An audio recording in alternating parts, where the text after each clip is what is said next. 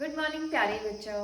आज की इस वीडियो में हम अलजेब्रिक एक्सप्रेशन के बारे में समझेंगे। तो सबसे पहले हम देखेंगे कि अलजेब्रा किसे कहते हैं। तो हमने क्लास 6 में पढ़ा था कि जो अलजेब्रा होता है उसमें हम क्या पढ़ते हैं कि जो इंग्लिश के स्मॉल लेटर होते हैं बेटा A to Z, जो इंग्लिश के लेटर्स हैं इनको हम क्या करते हैं, कुछ नंबर्स की वैल्यू देते हैं। जैसे हम सपोज करते हैं कि जैसे मेरे पास क्या है, X चॉकलेट है या मेरी आयु X है, तो इसको हम कहते हैं बेटा लिटरल नंबर्स। क्या कहते हैं इनको?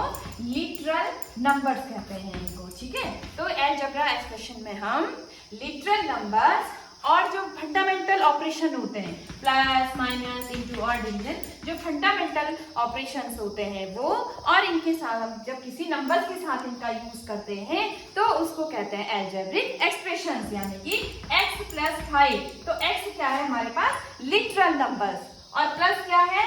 बेसिक ऑपरेशन, और 5 क्या हमारे पास? नंबर। तो जब हम किसी चीज को इस तरह से एक्सप्रेस करते हैं तो इसे कहते हैं अलजेब्रिक एक्सप्रेशंस। ठीक है, अब इसमें देखो जो x + 5 क्या है? अलजेब्रिक एक्सप्रेशंस, जिसमें x क्या होता है हमारे पास? वेरिएबल होता है बेटा। वेरिएबल का मतलब इसकी वैल्यू क्या होती है? वेरी करती रहती है, यानी कि चेंज होती रहती है। और 5 क्या होता है? कांस्टेंट होता है, यानी कि फिक्स्ड नंबर होता है। इसे हम इस तरह से भी समझ सकते हैं, जैसे हमारी लाइफ में हमारे पेरेंट्स हैं, वो क्या है? कांस्टेंट है। और जो वेरिएबल है, जैसे हमारे कुछ फ्रेंड्स होते हैं या पड़ोसी होते हैं, वो क्या होते हैं? रहते हैं, बदलते रहते हैं।